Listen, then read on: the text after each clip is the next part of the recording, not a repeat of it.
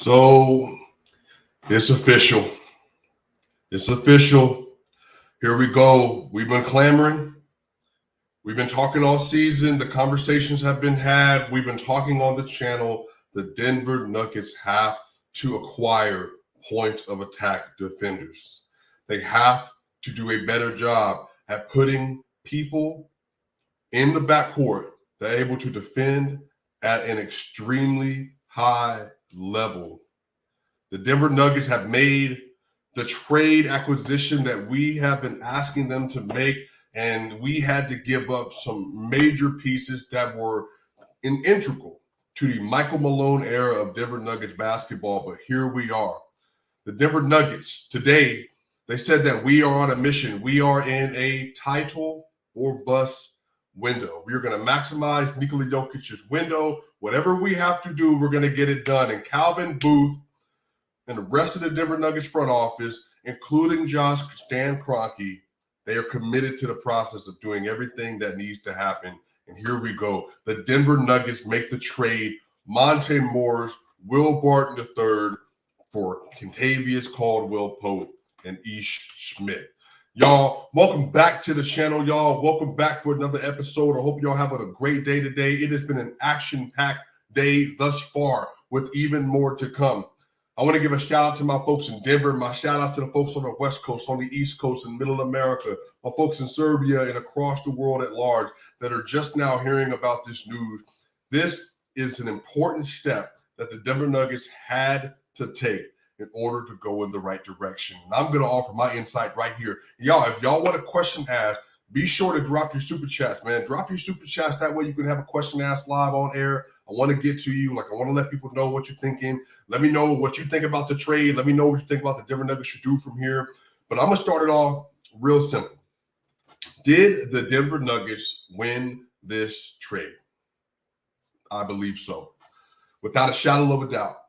The Denver Nuggets were able to acquire a perimeter guard who is 6'5", 29 years old, 39% three-point shooter, shot 45% on corner threes, and is one of the best off-ball guards you could ask for to implement in a system to be around Nikola Jokic, Jamal Murray, Michael Porter Jr., and Aaron Gordon. So I want you to think about it like this. Those of you that have been Denver Nuggets fans for the last couple of seasons, I want you to think back to Kentavious Caldwell-Pope and Alex Caruso and what they did in the Lakers-Nuggets series in the bubble in the Western Conference Finals. I want you to remember how well KCP played. His ability to defend on ball, off ball, his ability to contain on switches, DHOs, dribble handoffs, his ability to just read the play at the backside defender. There are so many things that he does so well that will help this team immensely. And the Denver Nuggets have done what they're supposed to do in order to go in the direction they're looking to go in. So here's the thing. Jamal Murray is 6'5". He couldn't have come back off an ACL injury. You don't want him having to take on the most significant guard responsibilities on defense right away. You want to give him a couple months to get up to speed. Getting Kentavious Caldwell-Pope to be slotted next to him is going to be an incredible opportunity for him to be able to focus on what he needs to, but also in the long game for the rest of the season, having Kentavious as your primary defender on your guards with Christian Brown coming off the bench as well. And on top of that, if Peyton Watson's able to play this year with Aaron Gordon, y'all, the Denver Nuggets have taken not just small, but significant leaps as a defensive unit with adding KCP with Aaron Gordon. The Denver Nuggets last year, on the stage, finished 13th or 15th in deficient efficiency last season. Y'all, if everybody's fully healthy, I want everybody to understand it, but everybody fully healthy, with all the athletes on the court together, and everybody ready to go at the start of the season, the Denver Nuggets could be making a push to be a top 10 to 7 defense next season. But you need players like this in order to get that done. You need to put players like him in a position where they don't have to be heavy, ball-dominant players. They don't need the ball in order to be effective on offense. You can make him a spot-up shooter. You can make him a cutter. You can make him a slasher. You can do some pick-and-roll actions with them. They can be the secondary options on flare screen, Spain pick-and-rolls. There's a lot of things you can do. Having an opportunity to put a knockdown shooter in the corner or on the wing with Aaron Gordon in the dunker spot and Michael Porter Jr. in the other corner shooting 45, 44, 43% from the three-point line with Jamal Murray at 41% from three, and the MVP, the back-to-back MVP, Nikola Jokic. He's sliding in at the two guard, and maybe I think, and again, this is my opinion, I think that this is the best five-man unit that the Denver Nuggets have had since that 2009 Western Conference team with Carmelo Anthony, Chauncey Billups, and Kenyon Martin, and Nate Hilario, and Dante Jones, and the rest of the crew. This is a team that is built to win now, that has the superstar tier, that has obviously the Nikola Jokic, who I think is one of the two best players in the NBA. You have Jamal Murray, who's a really good on-ball creator and explosive guard. And once he gets fully reintegrated back into the system and gets acclimated with his body again, he's going to be great. He's going to be elite. And getting a chance to ship out Will Barton and Monte Morris. And again, I'm going to be real with y'all, man. Like that hurts, obviously, for a lot of people. Will Barton was the longest tenured Nugget. He came over in the 2014-15 season. He came over. He made an immediate impact with his team within the slam dunk contest. He did everything he was asked to do. He wanted to be in Denver. He sacrificed his body for the team. He re-signed with Denver twice in order to make it happen. Will Barton was one of the reasons they were able to maintain an elite level basketball play. And had they not got hurt last year, who knows what Will Barton could have been? That's the fourth or fifth option in that offense last year and on that team. Maybe he could have been better defensively had he not had to carry such an offensive load. Will Barton has done some really great things for the city of Denver, for the team and the franchise, for the Nuggets. So I want to shout out to Will Barton III, Baltimore's very own. He was incredible. I'm really thankful for his time in Denver. I know a lot of folks had some feelings about him, and his game didn't mesh. Let's keep it 100, man. Like, his game didn't always mesh. He wasn't as active defensively as you like, wasn't as locked in as a rebounder, wasn't a consistent scorer. You couldn't really know what you were going to depend on with. Like, so the thing with Will is, like, if he wasn't giving you offense, and he needs to give me like elite to very good level perimeter defense, just wasn't doing it. That rebound that the Golden State Warriors got, where they basically was three players, Jeff Green and Will Barton, standing ball watching, didn't get the ball, didn't get the rebound. So with stuff like this, like, you want players that are able to fulfill their role and commit to their responsibility. And I think that's what KCP is. KCP is going to slot in to be an elite level role player with this team. And he's going to be a Gary Harris level defender that's going to help change the dynamics of this roster. So we'll talk about that a little bit more. I got a tweet from NBA University I'm going to put up a little bit later so y'all can see what the stuff I'm talking about. So that was just excellent, man. That was just excellent. Obviously, Monte Morris, man. A lot of people are very hurt to see Monte Morris go. Monte Morris, I've said before, I think he's between 24 to 30 in terms of point guards in the NBA. He is a bottom-tier level starter point guard in the NBA. I think he's one of the two or three best backup point guards in the NBA. He had an exceptional year relative to what you can expect from Monte Morris. He was the number two option, basically, for the Denver Nuggets in the playoffs, him and Aaron Gordon. Monte Morris was able to carry this team. Great decision maker, great playmaker from a passing and turnover standpoint. He's one of the best in the NBA, him and Tyus Jones, helping your team not to turn the ball over in clutch situations, helping you get in and out of your offense. I've said this before, had the Celtics had somebody like Monte Morris to set the table, some of those games could have turned out differently in the NBA final because you need floor setters like that.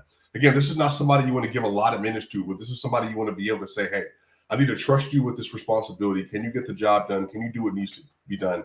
And that's what Monte is. Monte has a chance to start with Bradley Beal in the backcourt for them, to get Bradley Beal off ball, to give them an opportunity to be able to play a little more off ball action with Bradley Beal, to get Rui Hachimura some more opportunity to get them in better sets. Like, he's going to be good. And obviously he's going to be reuniting with an old coach for the Denver Nuggets. And I really hope that he does a really good job. And I know they kind of fell off last year. They were like the number 1 seed, number 2 seed for a while last year. And so we're going to give them an opportunity to get a great point guard to help them. So that's going to be huge for Monte Morris. So obviously we're sad to see Monte Morris. We're sad to see Will Barton leave. But this is what happens when you want to win championships.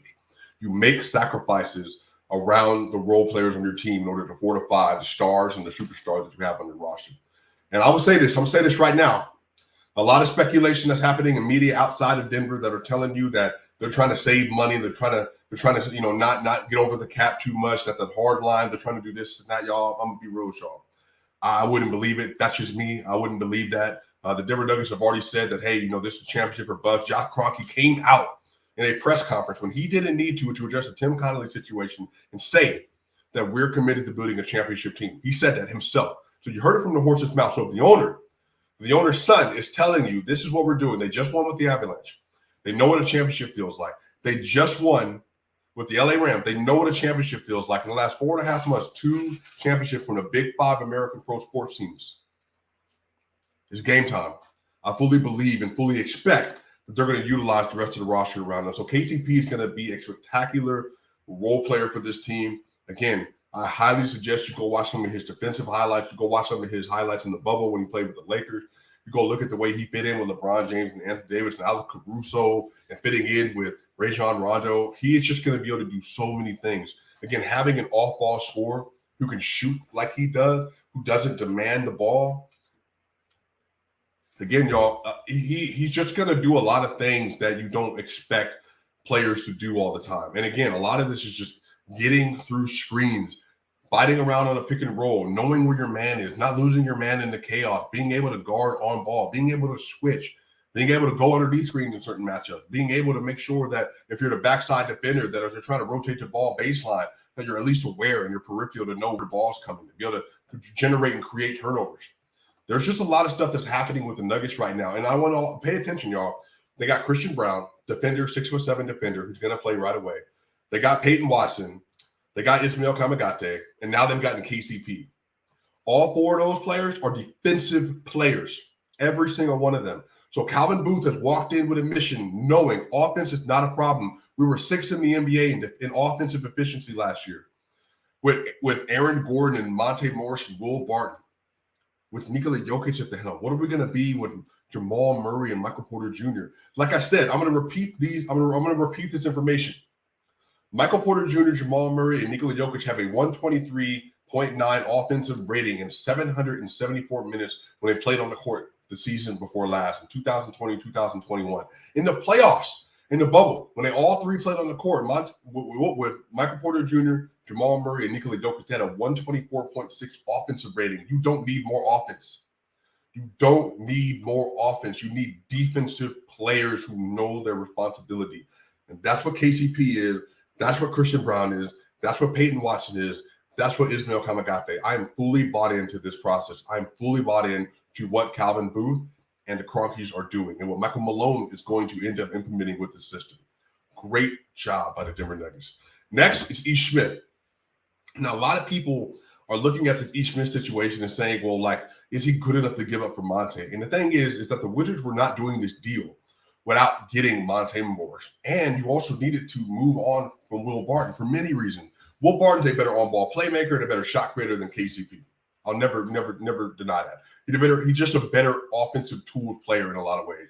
But Will Barton is a significantly worse defender, and he's not as good of a shooter as KCP is. So you're upgrading as a shooter, and you're upgrading on defense. So even if you're downgrading in on-ball creation and playmaking, okay, I have one of the 3 or 4 best playmakers in the NBA. I also have Jamal Murray.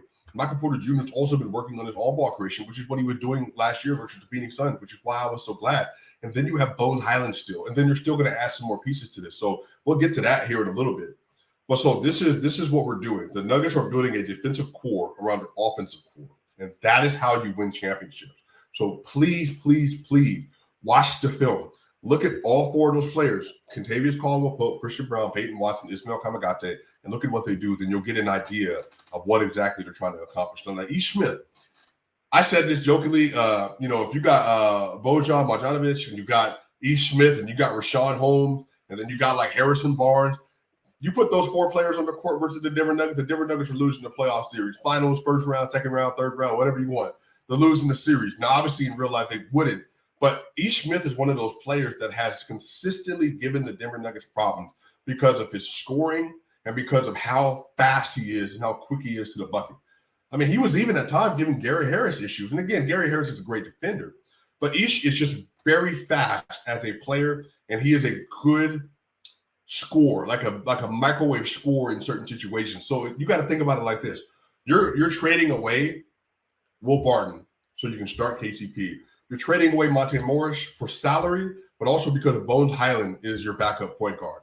And then you're also giving E. Smith the responsibility that was for Facundo Campazzo. Now, Matt Moore, you can go look at Matt Moore, HP Basketball on Twitter, was talking about E. Smith a lot last year, that if you traded Facundo Campazzo for E. Smith, that bench unit would have been just a good bit better because you would have had a scorer at the helm. somebody who actually gives you a little bit of a threat offensively other than Facundo Campazzo. So, again, having E. Smith as your third PG, no issue. And they might get rid of him in order to make another move. But right now you have him as your third option. But, y'all, this is about what the front office thinks about Bones Highland. Bones Highland. He is 1,000% the reason you're able to let go of Monte Morris, because you have somebody who can ostensibly be your backup point guard and a significant rotational player. You saw what he did versus the Warriors. You saw what he did in Game 4. You saw what he did versus the Philadelphia 76ers. You saw what he did versus the Lakers. You saw what he did versus the New York Knicks. That dude is a baller. He's a gamer. He's ready to go. Y'all, he is fully ready to step in to the role of being the backup point guard in my mind, and he's going to elevate his play next year. Now, he's young. He needs to do it. You know, you're hoping that he does it, but I do believe that he's going to do what needs to be done in order to make the overall improvements to his game. I fully expect that. So this is why I understand the move. This is why I agree with the move. And again, you don't want to see Monte Morris and Will Barton both go. But if you have to do it, you got to do it. So that's where we are right now. The Denver Nuggets made a critical move. They made a critical move, but y'all, I do not believe that this is the last thing they're going to be doing. So there's a bunch of stuff that we need to get to in terms of the contract stuff and how this is going to play itself out, y'all. This has been like an action-packed day. There's a bunch of stuff that's happening right now. We have an updated cap sheet and what this stuff is going to look like. But I'm going to read some things from you from StatSquatch. You all need to be paying attention to this. This is just kind of help you understand like kind of where the Denver Nuggets are in terms of their salary cap situation. From Bronco Squatch, go follow him. Here's a quick rundown of the Nuggets and their hard cap mid-level exception as free agency approaches. And so here we go. So the 2022-2023 tax line, $150 million. If you go over this number, you pay taxes on your salary for every dollar you're over that amount. They have a tax apron, which is $157 million. If you're a hard cap, you cannot at any time exceed this amount in salaries. So there's three things that trigger that hard cap, which is using the biannual exception, acquiring and not sitting on a player via sign and trade, and using more than a taxpayer's portion on the MLB.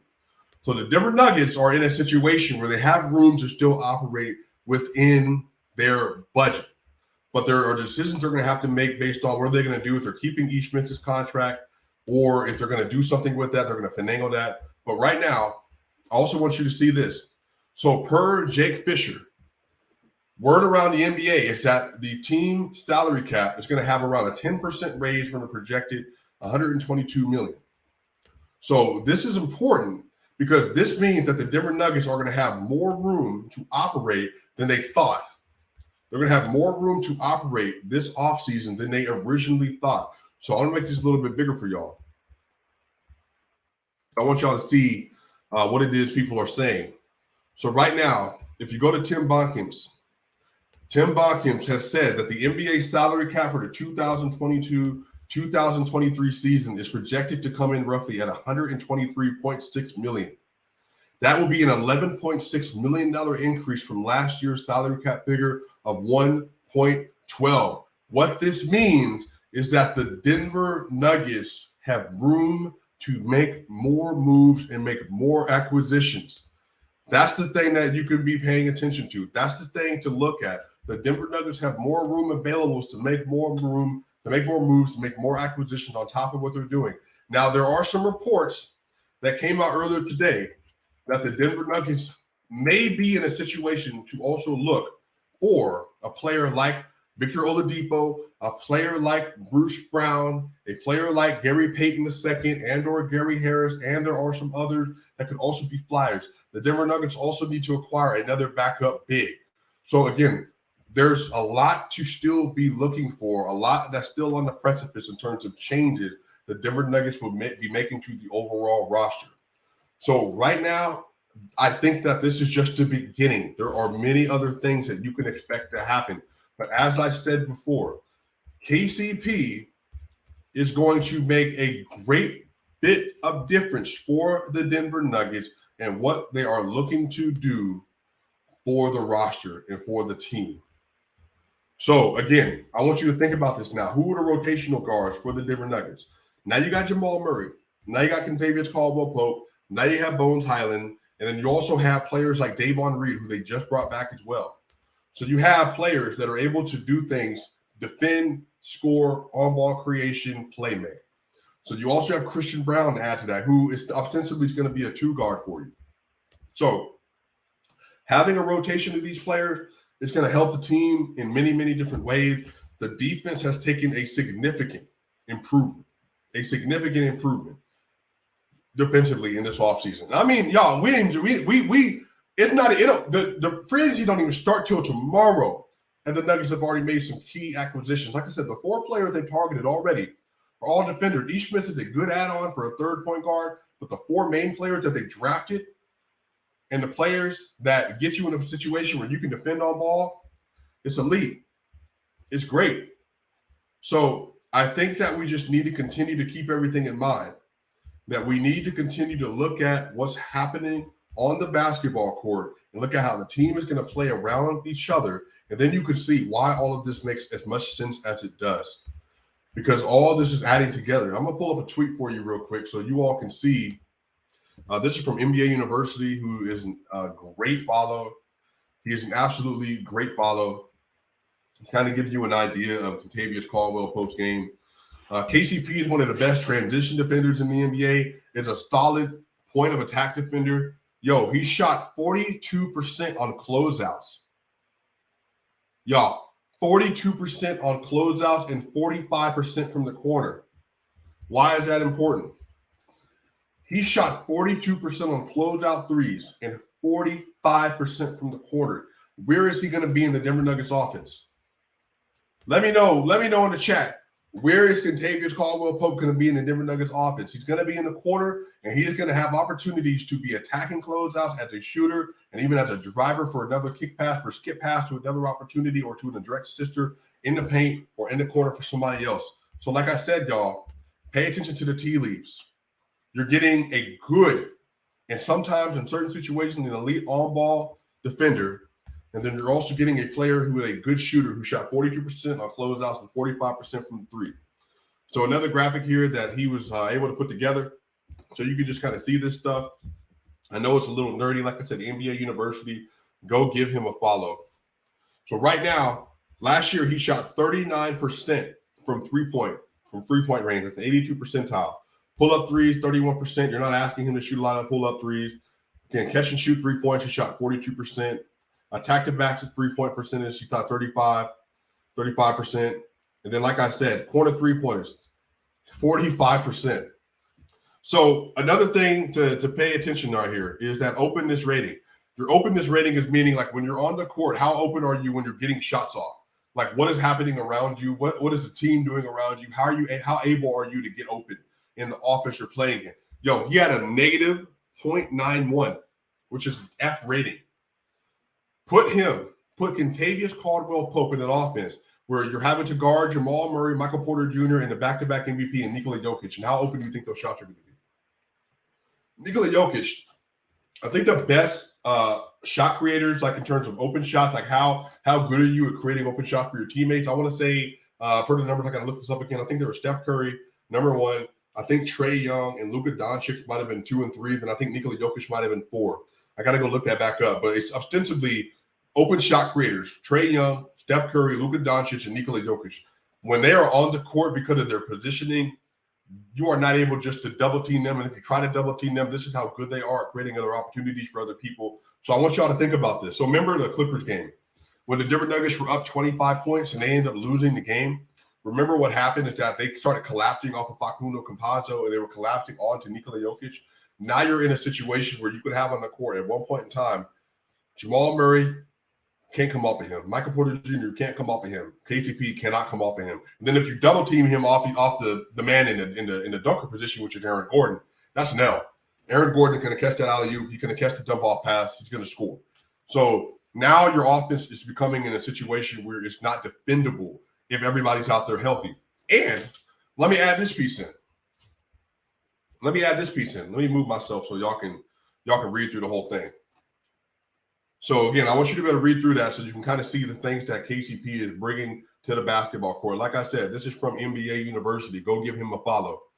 One of the things that you all need to be paying attention to as well I want you to imagine this defensive lineup.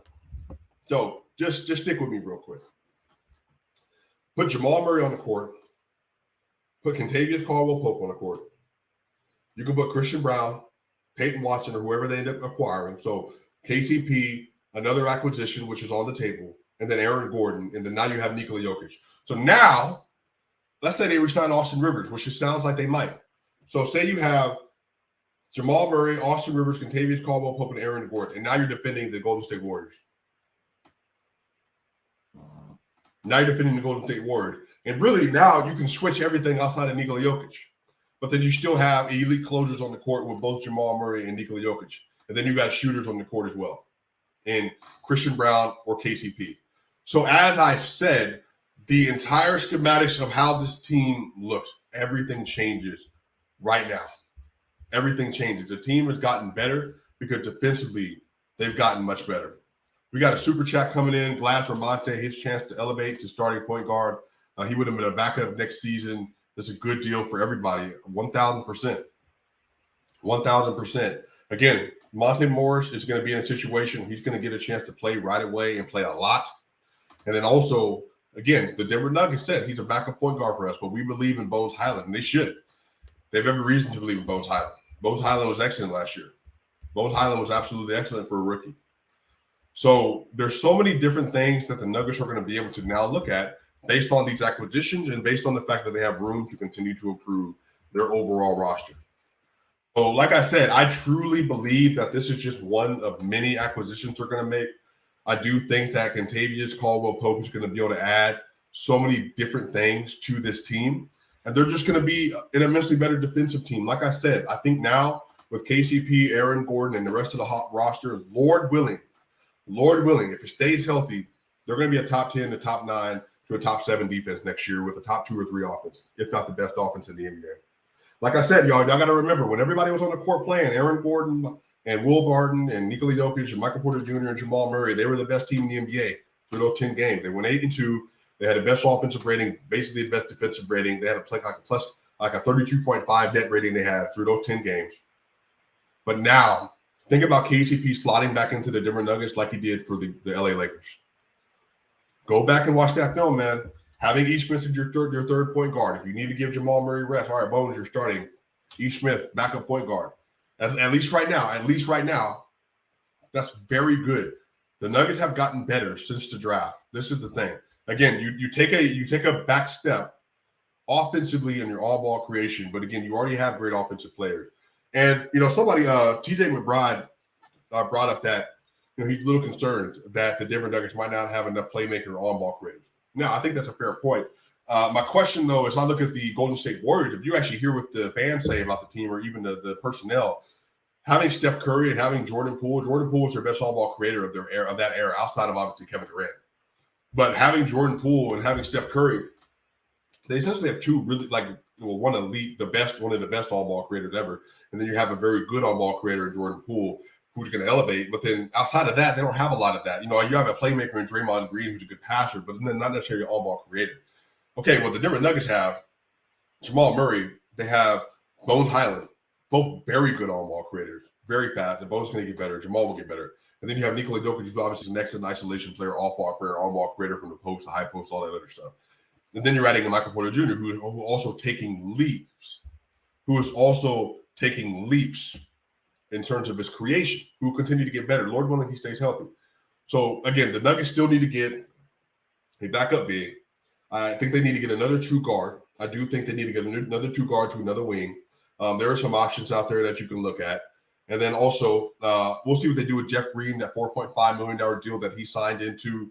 We'll see if he ends up staying. If they wanted to trade him out, we'll have to see. But what this does, this makes them flexible, and it gives them some opportunities to look for some other ways to improve the overall roster. So, like I said, man, we'll see.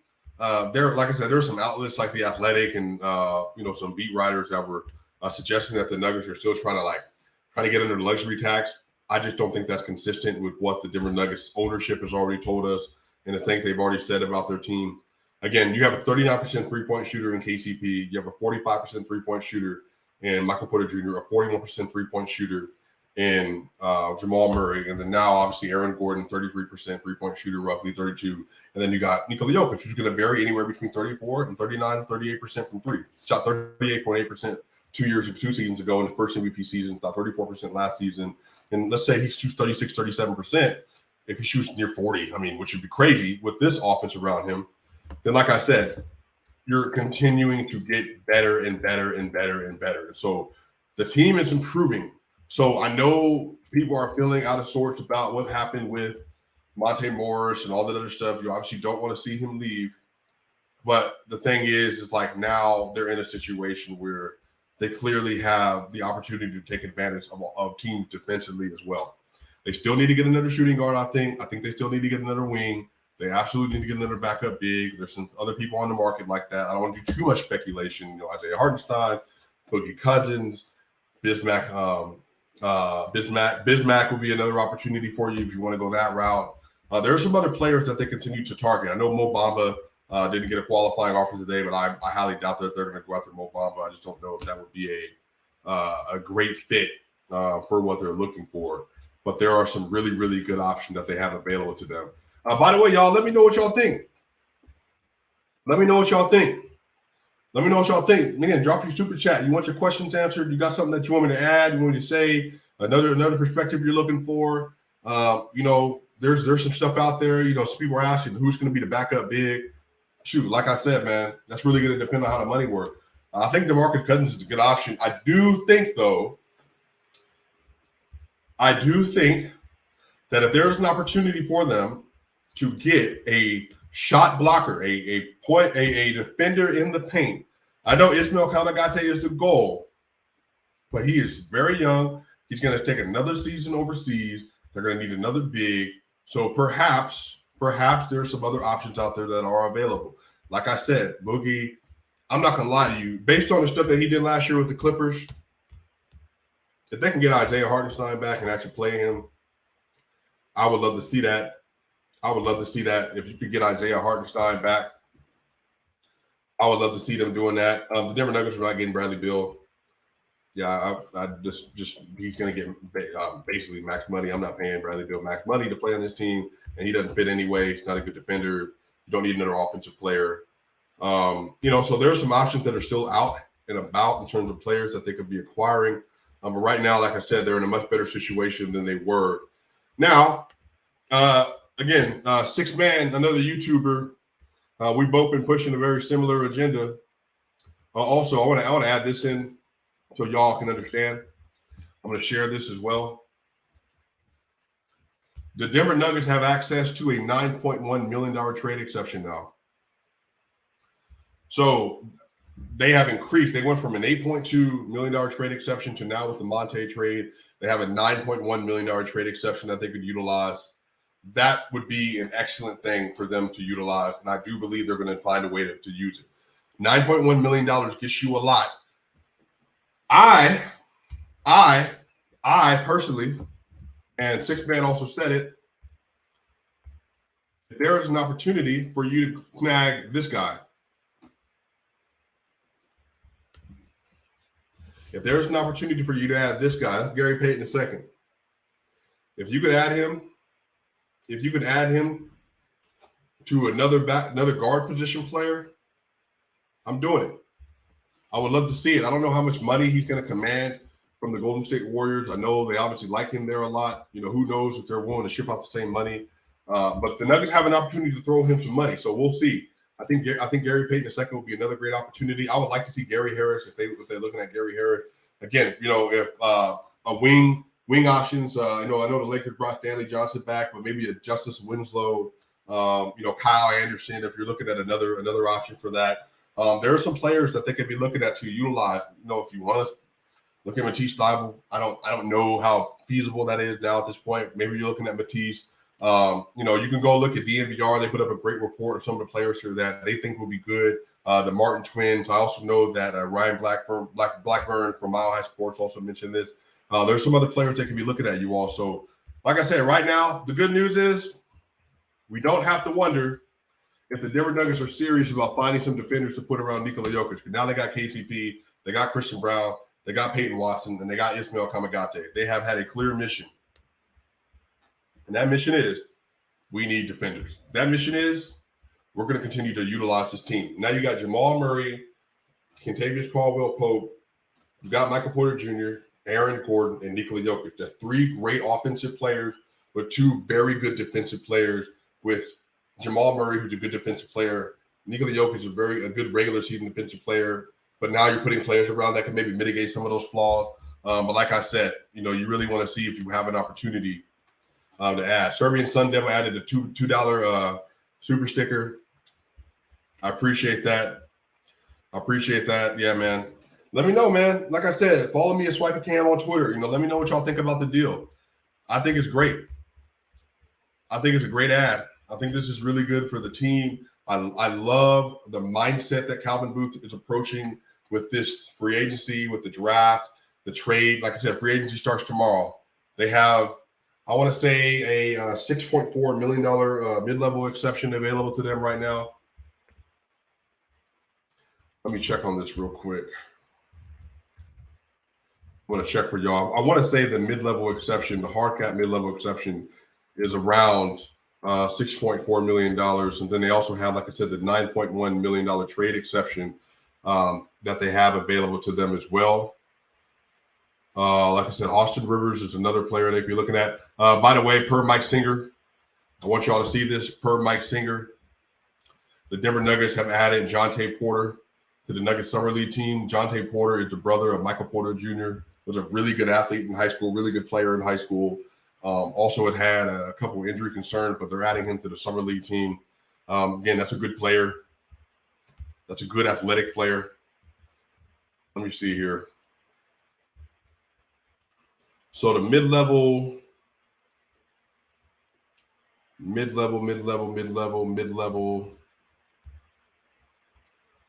Let me see. Yeah, so they'll have access to the MLE. Again, I'll have to check the numbers again. I can't find it right this moment. But again, that's about $6.4 million with the trade exception of $9.1 million. So yeah, man, we're going to see. There's a lot of stuff to find out. Again, like I said, I fully expect that the Denver Nuggets are going to continue to make moves in order to continue to improve the overall roster. And then their salary cap is in a situation where they have access to it. So here we go. I'm going to add this to the screen. So this is kind of where we are with the salary cap. With the salary cap expected to jump to $123.6 million. 25% max is $30.9 million. So the 5-year, $179.2 million a year deal. The thing y'all should be paying attention to is for the 35% max. And I think Jokic is still going to get more than this. 35% max is a 5-year, $250 million a year deal, or $251 million a year deal. That's your Jokic range right there. Your room MLE is $5.398 million a year. Your taxpayer MLE is $6.4. I believe this is the one the Denver Nuggets are having access to right now. So they're looking at $6.476 million a year with your 3-year, $20 million a year deal. Like I said, I'd see if Gary Payton would be interested in something like that. I really would. Maybe Isaiah Hartenstein as well. That'd be another good deal for them to be able to get. So, like I said, you all, we'll see what happens from here. But this is a great get. I grade this as a B+ trade for what you're getting with KCP. I love the mindset they're having. You don't want to see Monte Morris and Will Barton go, but again, shout out to them. They were great additions to the Michael Malone era. The Denver Nuggets wouldn't have been as good as they were. They wouldn't have made it as far in the playoff. They wouldn't have beat Utah. Well, obviously, Will Barton wasn't there to beat Utah. He wasn't there in the series because of the Clippers or the Lakers series because of injury. Monte Morris was huge there. Will Barton made a difference versus the Suns last year in the Suns series, and then this year, obviously, in the Warriors series, you wanted him to play a little bit better, but again, he stepped up in a lot of different ways and in some points, really, really good play. Some January 2019, I want to say Will Barton was having like a top 10-ish, 15-ish month, something like that, like based on like his Raptor rating and all that. So I will fondly remember Will Barton, fondly remember Monte Morris. Welcome KCP, Kentavious Caldwell-Pope. Welcome E. Smith. And y'all get ready, buckle up, because this is not the end. This is merely the beginning, y'all. Shout out to the Super Chats today. Shout out to you all for being a great, great base hit the subscribe button to the channel. Hit the like button, by the way. Hit the like button right now. Hit the like button. Get it out. Share the content. Share the video. Let people know what we talked about today. Whole 40-minute episode. More episodes coming. Free agency starts tomorrow. More episodes coming later this week, y'all. I appreciate y'all. Y'all are amazing. A Swipe Again. We'll see y'all soon.